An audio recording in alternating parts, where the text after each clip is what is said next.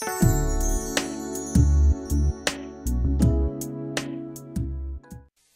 día de hoy hacemos un paréntesis en la secuencia de predicaciones que hemos tenido sobre el libro de Hechos por la celebración propia. Hoy iniciamos lo que mundialmente se conoce como Semana Santa, pero que realmente tiene su raíz en la fiesta de la Pascua judía.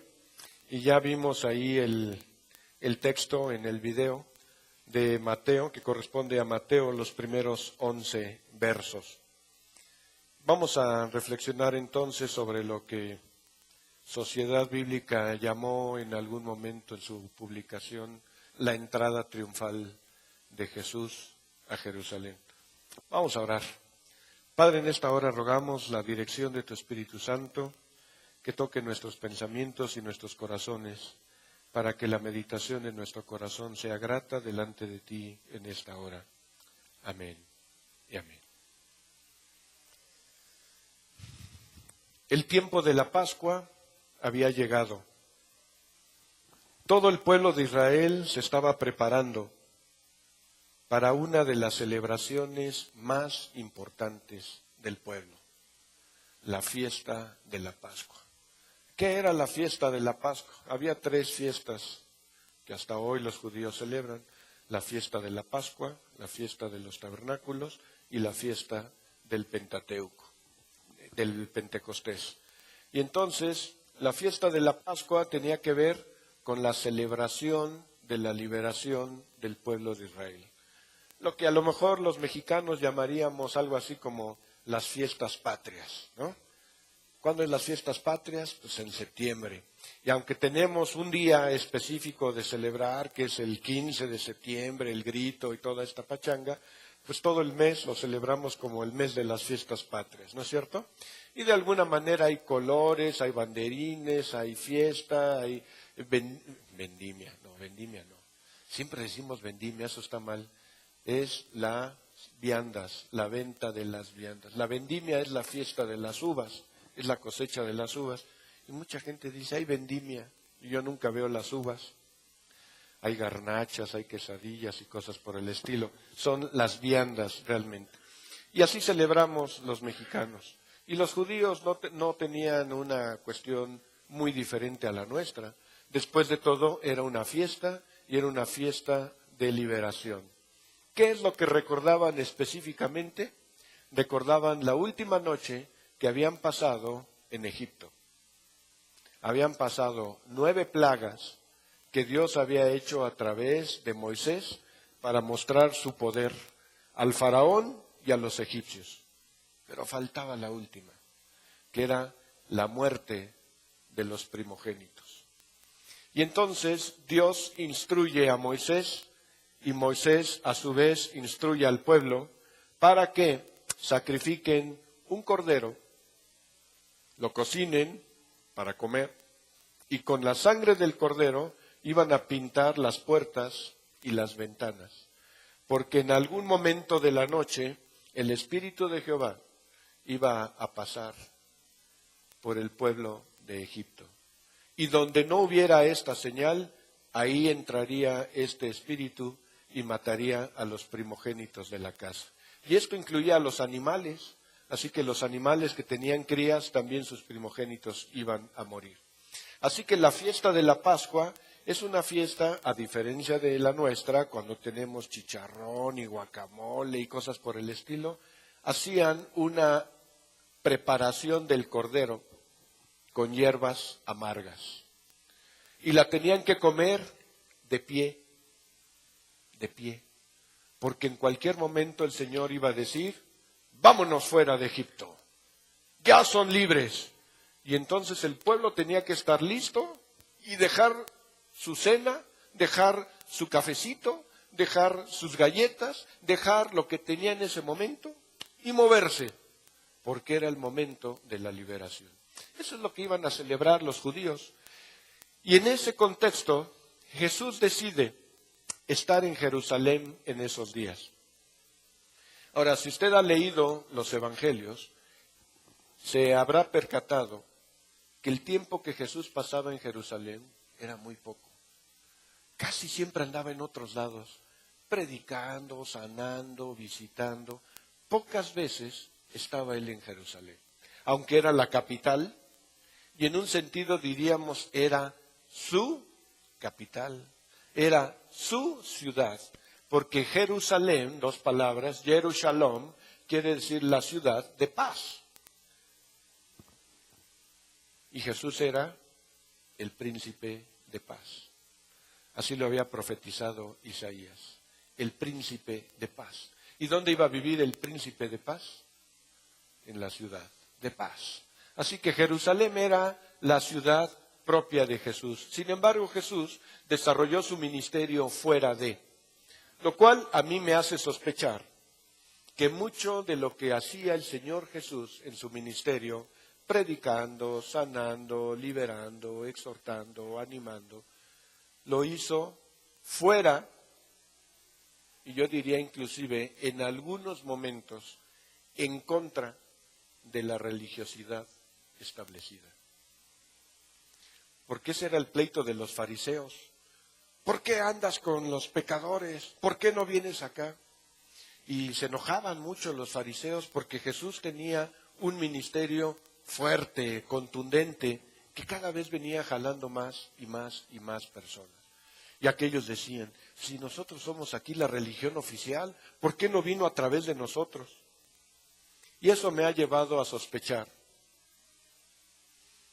que la religión, cualquier tipo de religión, en cualquier parte del mundo y en cualquier momento de la historia, ha sido un buen negocio.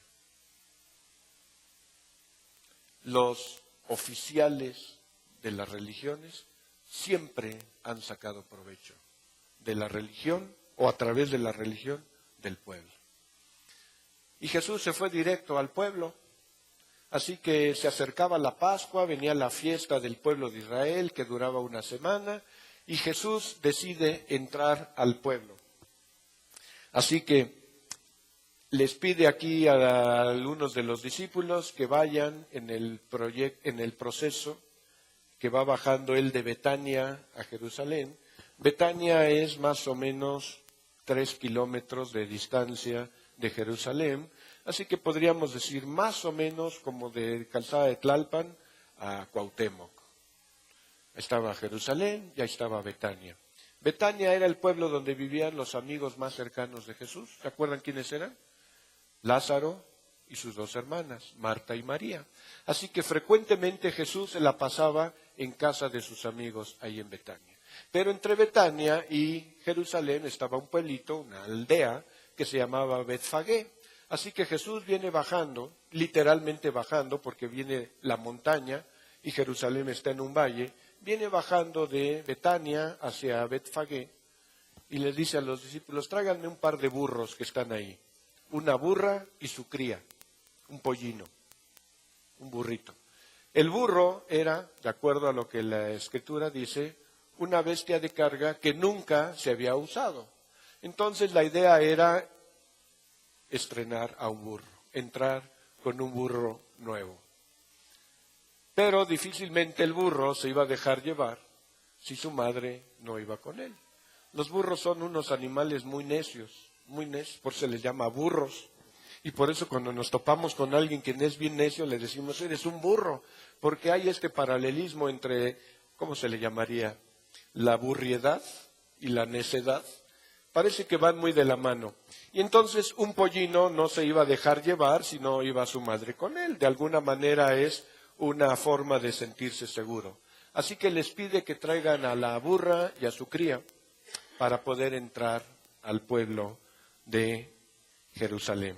Entonces hemos leído, cuando se acercaron a Jerusalén y vinieron a Betfagé, al monte de los olivos, Jesús envió 2 discípulos, diciendo, id a la aldea que está enfrente de vosotros, es decir, Betfagé, y luego hallaréis a una asna atada y un pollino con ella.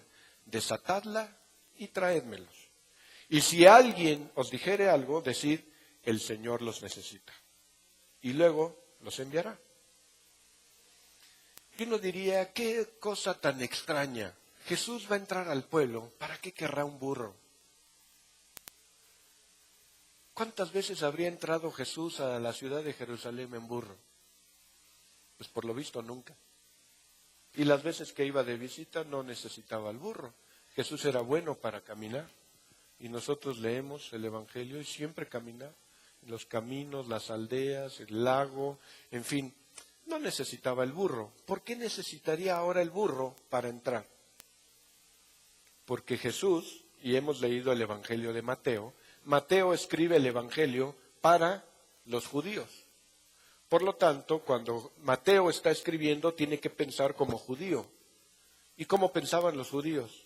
Los judíos tenían su pensamiento programado, dirigido por el mensaje, mucho del mensaje del Antiguo Testamento. ¿Se acuerdan que la ley, la Biblia judía, tenía 3 componentes y Jesús hizo referencia en varias ocasiones? Era la ley, los salmos y los profetas. Esa era la Biblia judía. Entonces los judíos de repente decían, bueno, ¿y por qué querría un burro? Y entonces hace referencia. Verso 5, verso 4. Todo esto aconteció para que se cumpliese lo dicho por el profeta, cuando dijo, decid a la hija de Sión, he aquí, tu rey viene a ti, manso y sentado sobre una asna, sobre un pollino, hijo de animal de carga. Así que Mateo lo que está haciendo es ubicar el pensamiento de los judíos. Este hombre que pidió el burro y que va a entrar sentado en un burro es aquel que está cumpliendo las profecías que 5 siglos, 6 siglos antes Dios había dado al pueblo. Así que el pueblo esperaba al profeta, esperaba al rey, pero yo creo que les pasaba a ellos como a muchos de nosotros. Yo no sé si a usted le ha pasado, pero a mí a veces me pasa. De repente me pongo a leer algo, digamos la Biblia, y me pongo a leer un pasaje y digo, ay, ¿a poco dice eso? Tantas veces que lo he leído y nunca había caído en la cuenta de lo que decía. No sé si le ha pasado a ustedes. Y pareciera ser que los judíos eran así. Conocían las profecías, las repetían, pero no les había caído el 20 de que su rey iba a entrar en un burro. Ahora, si usted fuera judío y usted está confiado en que Dios va a cumplir las promesas que hizo a través de los profetas, ¿cómo esperaría que entrara el rey?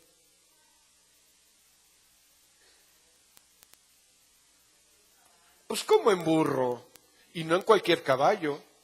¿Cuál era el caballo de los reyes? Blanco.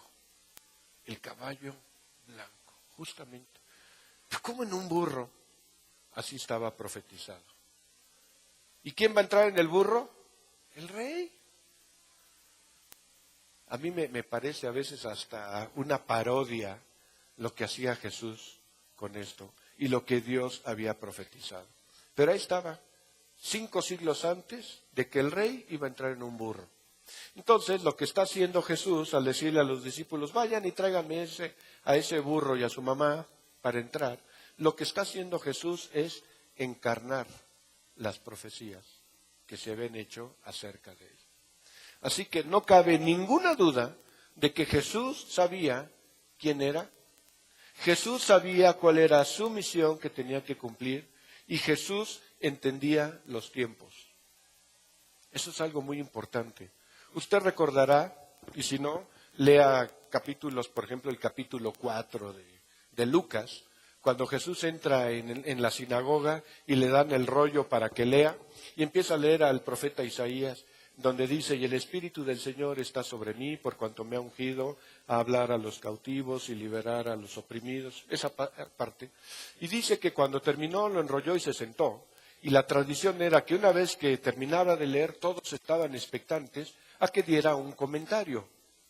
La persona que leía tenía que dar un comentario. Y entonces decía, hoy se ha cumplido esta palabra delante de ustedes. ¿Y cuál fue la reacción? Lo querían tirar en el barranco y lo querían apedrear. Y dice que el Señor pasó en medio de ellos porque su tiempo no había llegado. El Señor entiende los tiempos. Ahora, nosotros no entendemos los tiempos y estamos siempre atrapados pensando, ¿y por qué se tarda Dios en contestar? ¿Y por qué Dios no me contesta? Y a veces estamos nosotros en nuestra lógica, que es el tiempo de los cronos, ¿no? Ya le pedí desde la semana pasada y no me contesta Dios. Pero no está usted en los tiempos del escatón ni en los tiempos del kairos, que son los tiempos de Dios. Así que el Señor Jesús está claro de que su tiempo ha llegado y le pide a los discípulos que traigan al burro y a su madre para poder entrar. Y dice, verso 6, y los discípulos fueron e hicieron como Jesús les mandó. Y trajeron el asna y el pollino y lo pusieron sobre ellos sus mantos. Ahí está. Otra vez la parodia. Los mantos era el símbolo de la realeza. No cualquiera entraba con mantos. Y ahí está el burro y le ponen los mantos. Pues alguno podría decir, un buen mexicano podría decir, bueno, era para disfrazar al burro. Bueno, lo cierto es que era un símbolo de realeza. Algún comentarista le dijo, lo llamó algo así como un desfile real. Lo que estaba sucediendo era un desfile real. Hace unos 3 años más o menos, estaba en la ciudad de Toluca, justo el sábado anterior al Domingo de Ramos, y me iba desplazando hacia allá, hacia la orilla, hacia el aeropuerto en Toluca, y venía yo en mi cochecito, y venía en una avenida donde había muchos semáforos y muchos topes, así que constantemente tenía que estarme deteniendo. Pero fue curioso que en un alto de esos, de repente viene un camión y se para, un camión de carga, y se para junto a mí, y venía yo, y volteo, ¿y qué creen que traía? Un caballo blanco, impecable, hermoso el caballo grandote, y junto, un burro. Y dije, qué interesante el cuadro. Un caballo grande, imponente, hermoso, y un burro. Y mientras estaba yo en el alto, porque nos tocó varias veces el alto juntos, me ponía yo a pensar, ¿cómo estarían esperando los judíos la entrada de Jesús? Seguramente en un caballo así, en un burro. Pues ¿qué clase de rey entra en un burro? Ahora, si a usted le dijeran, ese es tu rey, ¿usted qué diría?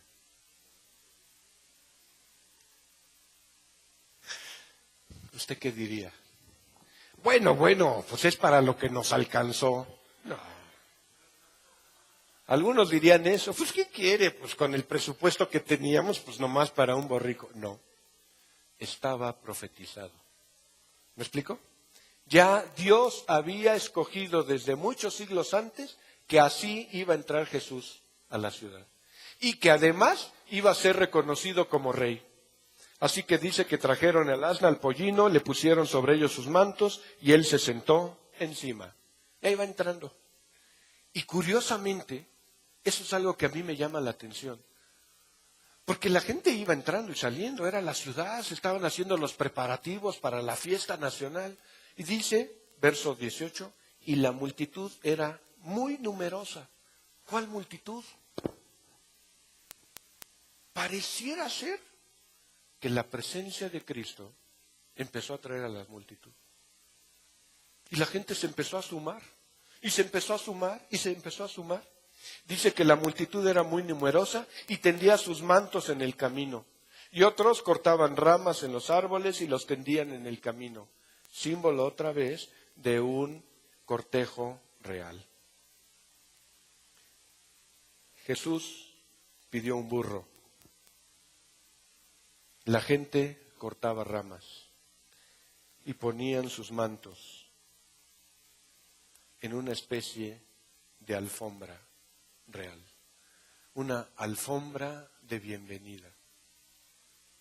Es muy interesante, por ejemplo, en los pueblos indígenas, allá en los altos de Chiapas, todos los que son chamulas, otziles, celtales, todos esos que están allá en la zona templada, cuando reciben a alguien, lo reciben con hojas de pino y ramas de pino. Y llenan el piso de las casas, ¿sí? Hasta huele rico eso, porque huele a pino. pero es un símbolo de bienvenida. Es increíble eso. La simpleza, pero había un reconocimiento. Y aquí empezaron a cortar ramas, no lo habían presupuestado. Entonces fueron y empezaron a cortar ramas y las empezaron a echar como un acto de bienvenida.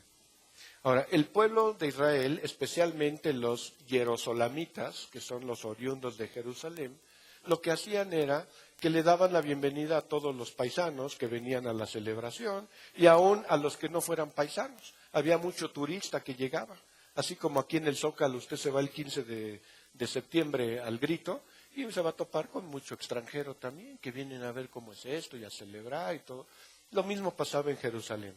Así que el tender los mantos, el tender las ramas, eso era un acto de bienvenida. El pueblo de Jerusalén le da la bienvenida. Pase usted.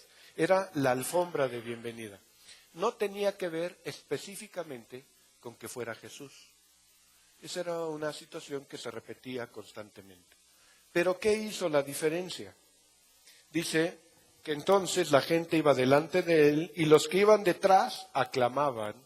Y ahí estaba el punto. Hosana al Hijo de David. Bendito el que viene en el nombre del Señor. Hosana en las alturas. Hosana. ¿Qué es Hosana? La traducción es, sálvanos, sálvanos, bendito de David.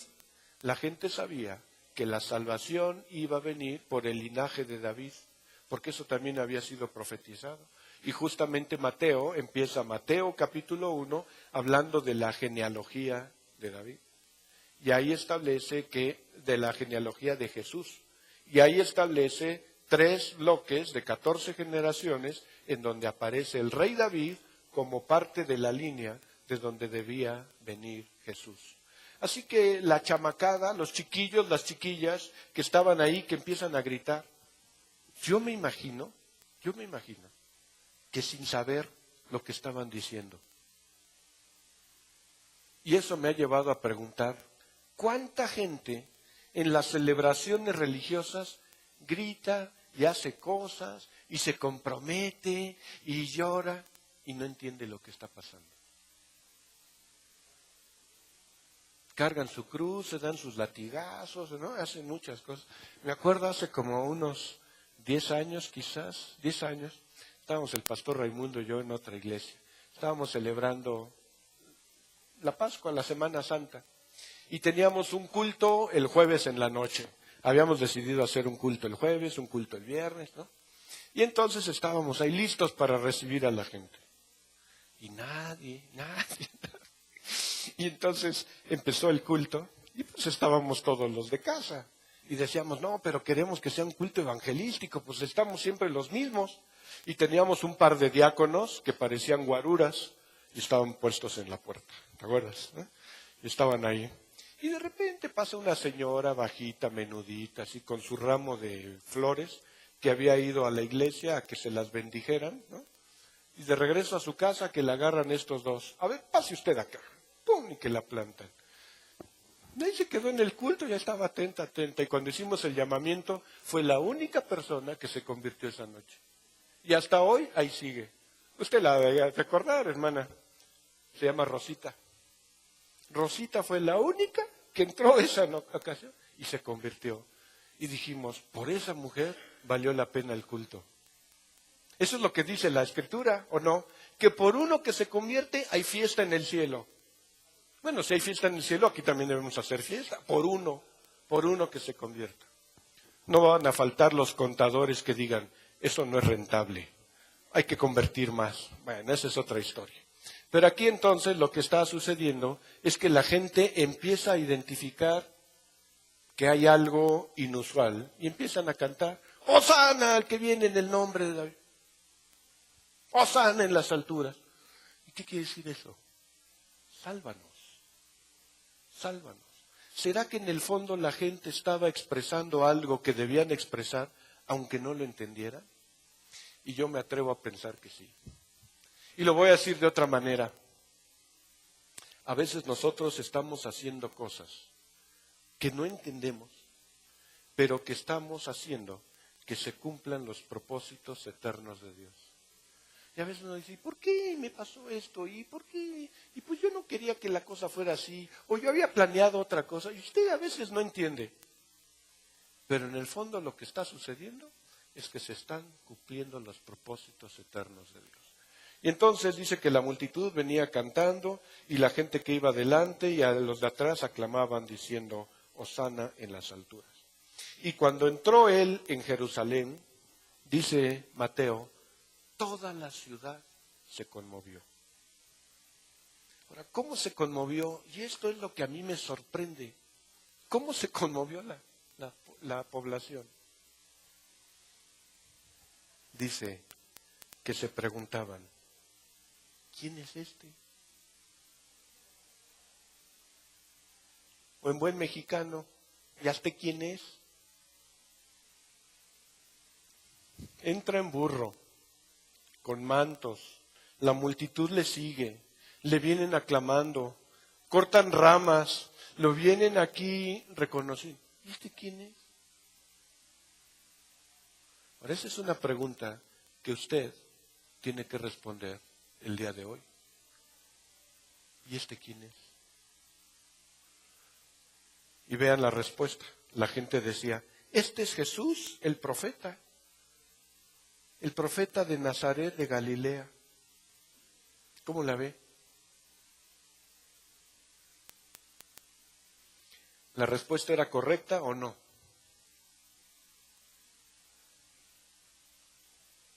¿Era verdad o no? La respuesta era correcta, pero incompleta. ¿Me explico? La gente estaba respondiendo hasta donde su tradición, su formación, su experiencia se los permitía. Pues está anunciado que el profeta, pues ahí está el profeta. Pero no alcanzaban a captar que venía algo más profundo. Verso 12 dice, y entró Jesús en el templo de Dios y echó fuera a todos los que estaban vendiendo y comprando en el templo. Y volcó las mesas de los cambistas y las sillas y los que vendían palomas y les dijo, escrito está, mi casa, casa de oración será llamada, mas vosotros la habéis hecho cueva de ladrones. Así que esto que le llamamos la entrada triunfal no tendría mucho sentido si no lo conectamos con la limpieza del templo. Jesús tenía que limpiar el templo. Ahora, ¿quién se había apoderado del templo?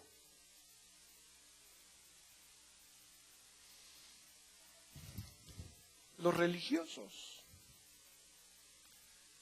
Hoy le llamaríamos a esos que es la mafia, ¿no? La mafia religiosa, más todos los del comercio informal. Ahí estaba el tianguis lleno en el templo. ¿Y qué es lo que enardeció a Jesús? ¿Que hubiera compra y venta? No, que lo hacían como ladrones. La gente tenía que venir desde sus pueblos más lejanos trayendo las ofrendas. Y entonces tenías que traer a lo mejor de tu ganado, aquellos corderos, aquellos becerros, aquellas reses impecables, para poderlos sacrificar. Pero resulta que en el camino se te lastima un animal, ya no lo puedes sacrificar. O tienes varias reses que traer, dices, no puedo llevarlas 100 kilómetros, 200 kilómetros hasta Jerusalén. Y entonces la ley hacía una prerrogativa. Usted puede decir, bueno, tengo 3 reses que voy a sacrificar, pero no me las voy a llevar caminando hasta allá. ¿Cuánto vale cada res? Y entonces llego a Jerusalén con el dinero equivalente y compro 3 reses para poderlas sacrificar. Y había un grupo ahí de religiosos que eran los hoy le llamaríamos los inspectores de sanidad, que revisaban a todos los animales, que cumpliera con todas las especificaciones de la ley para poder ser sacrificados. Y entonces llegaba la gente con un becerro o un borrego y decían, aquí está mi animal. Y el animal podía estar bien. Pero ¿qué hacen los inspectores normalmente? si usted conoce a los mismos que yo, la conclusión no es muy difícil. ¿Qué hacen los inspectores? Siempre te van a buscar un pretexto para decir, ¿qué cree? No pasa. Oiga, pero no pasa. ¿Y qué hace usted? Si usted fuera, en ese caso, la persona que trae desde lejos su animal y le dice al inspector, no pasa, ¿qué tendría que hacer? Pues compras uno nuevo para sacrificar. Ese era el negocio del sumo sacerdote y de su familia. En vez de ser un instrumento para que el pueblo pudiera venir y ofrendar y participar de la fiesta como debería ser, extorsionaban al pueblo. Habían hecho del templo una cueva de ladrones. O sea, el problema no es que compraran y vendieran a los animales, el problema es que tenían intenciones nefastas de hacer negocio a costa del pueblo. Y entonces eso enardece a Jesús. Otro evangelio dice que hizo un látigo y que empezó a correr a todos. Porque lo han hecho cueva de ladrones. ¿Quién es este? Es la pregunta que se hacía el pueblo. Y yo le pregunto ahora a usted, ¿quién es este? Y en nuestro país, en un pueblo que ha sido cristianizado desde hace 5 siglos, desde la conquista de los españoles, nos hemos tenido que debatir, ¿quién es este Cristo? ¿Quién es?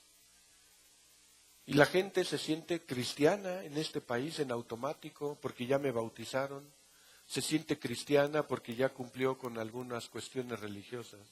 Pero usted y yo deberíamos preguntarnos, ¿quién es este? Porque a lo mejor hoy hay, por ejemplo, una corriente que habla de Jesús como el gran maestro. Y así lo dejan como el gran maestro. Ahora, ¿fue un gran maestro? Sí, por supuesto que fue un gran maestro, pero eso no es suficiente. Pues fue un profeta, y eso es lo que decían los judíos. ¿Fue un profeta? Sí, claro, pero no es suficiente. ¿Quién es entonces este Cristo? Y espero que no me dé la respuesta teológicamente correcta. Porque al final del tiempo, cuando usted se muera y esté en la presencia del Señor, déjeme decir, Dios no le va a hacer un examen de teología. Dios le va a preguntar a usted, simple y sencillamente, si creíste o no creíste en mi Hijo, y si lo aceptaste o no lo aceptaste como tu Salvador. ¿Me explico? No le va a hacer un examen de teología. A ver, de acuerdo al profeta Zacarías, pues Zacarías de onda, porque no sé qué hay que contestar. Y de repente dicen, a ver, Dios no va a hacer eso. Pero el pueblo se preguntaba, ¿quién es este? Pregúntese usted, ¿quién es este que entra en un burro montado sobre los manteles que habían puesto, los mantos? Aquel que le canta el pueblo y lo aclama, aquel que la gente es capaz de ir cortando ramas y ponerle una alfombra de bienvenida, y aquel al que le piden, sálvanos. ¿Quién es este? ¿Tendrá usted la respuesta correcta? Espero que sí. Este es el que vino a salvarnos de nuestros pecados. Este es el Hijo de Dios que 5 días después estaría colgando en la cruz y que 8 días después estaría resucitando con todo su poder y con toda su gloria, de lo cual hablaremos dentro de 8 días, precisamente. Este es el Cristo. Este es el único mecanismo por medio del cual Panchito se podrá acercar a Dios. Andrea se podrá acercar a Dios. Esther se podrá acercar a Dios. ¿Me explico? Es el único mecanismo que Dios estableció. Así que el pueblo estaba, y voy a usar una expresión que no a todos les va a gustar, pero todos la van a entender. Ahí estaba la paisanada, toda la paisanada ahí estaba, entrando, saliendo, comprando, gritando, haciendo borlote, pero en el fondo la pregunta tenían que responder, ¿y quién es este? Ahora, yo espero que estemos iniciando el día de hoy una Semana Santa, una semana de Pascua, en donde tengamos claro que lo que celebramos no es que hay vacaciones, lo que celebramos es que Jesucristo vino a morir por nuestros pecados, para darnos la salvación. Espero que en eso estemos todos claros. Si hay vacaciones o no, eso es irrelevante y esos son inventos modernos. ¿Me explico? Lo que nosotros celebramos es que podemos contestar con toda certeza, ¿y quién es este? El que limpia el templo. Y tu cuerpo es el templo del Espíritu Santo. Tu vida es el templo que necesita ser limpiado por este Jesús. Por eso no podemos hablar de la entrada triunfal sin el propósito para qué entró, porque Él entró a limpiar el templo. ¿Quién es este? Y ojalá usted pueda decir junto conmigo, el que me ha limpiado. ¿Y de qué? ¿De qué me ha limpiado? De todos mis pecados. Y voy a decir lo que decía un pastor años atrás. Y a veces me incomodaba, pero era verdad lo que él decía. Me ha limpiado de todos mis pecados pasados, pero también de los futuros. ¿O no lo cree? Sí, por supuesto. Pero eso no es un cheque en blanco para seguir pecando. ¿Me explico? Eso debe hacernos tener temor y temblor delante de Dios, porque el precio ya lo pagó. Y dice el autor de los Hebreos que Jesucristo solamente murió una vez. Y si eso no fue suficiente, no hay más que hacer. Todo ha sido pagado. Por lo que usted ya hizo y por lo que va a hacer. Eso tiene que quedar muy claro. Pero si usted sigue pecando y lo hace ya por conocimiento, por conciencia, pues entonces tendrá que revisar qué es lo que está sucediendo. Nosotros celebramos la entrada triunfal de Jesucristo. ¿A dónde? Ya no al pueblo de Jerusalén, a nuestro corazón. El Señor llegó a limpiar tu vida.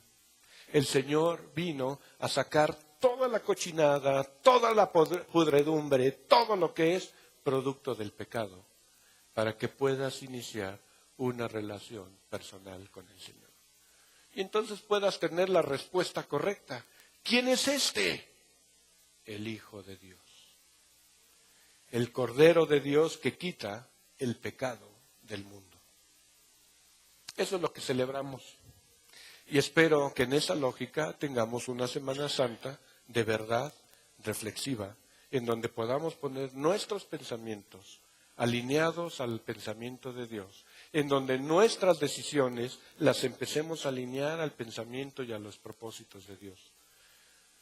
Porque Él vino a limpiar el templo. Y si usted ha creído en Él, usted es su templo.